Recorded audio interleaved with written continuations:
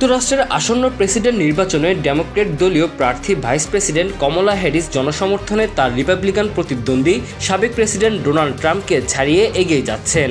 Television নেটওয়ার্কগুলোর জরিপে এমন চিত্র উঠে এসেছে।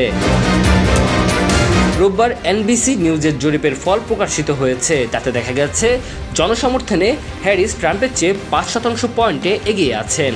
হ্যারিস প্রেসিডেন্ট নির্বাচনে ডেমোক্রেটিক পার্টির প্রার্থী হওয়ার পর থেকে জরিপে অংশগ্রহণকারীরা তার প্রতি বেশি অনুকূল মনোভাব দেখাচ্ছেন।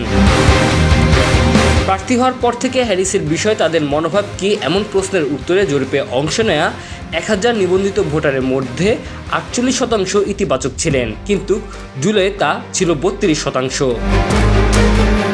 জরিপে অংশগ্রহণকারীদের মধ্যে 40% ট্রাম্পের বিষয়ে ইতিবাচক ছিলেন, জুলাই যা ছিল 38%।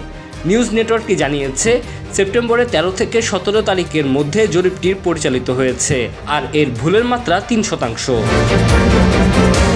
সিবিএস নিউজের পৃথক জরিপে দেখা গেছে জনসমর্থনে হ্যারিস ট্রাম্পের চেয়ে 4% পয়েন্টে এগিয়ে আছেন। 2% পয়েন্টে এদিক ওদিক হতে পারে এই মাত্রার ভুলসহ হ্যারিসের প্রতি সমর্থন জানিয়েছেন 52%, আর ট্রাম্পের প্রতি ছিল 48%।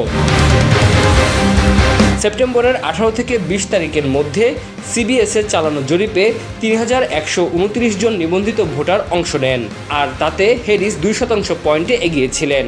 আর এর আগে আগস্টে করা জরিপে দুই প্রার্থীর জনসমর্থন 50-50% পাওয়া গিয়েছিল, কিন্তু দুই প্রার্থীর 10 সেপ্টেম্বরের বিতর্কের পর থেকে হ্যারিসের জনসমর্থন শুরু করে বলে জরিপে ধারণা পাওয়া গেছে।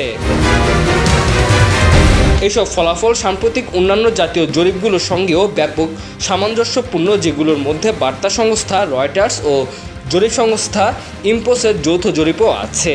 সবগুলো জরিপই আভাস পাওয়া গেছে 5 নভেম্বরের প্রেসিডেন্ট নির্বাচনে দুই প্রার্থীর মধ্যে তীব্র প্রতিদ্বন্দ্বিতা হবে। Tanzil Hasnat, MCTV, US.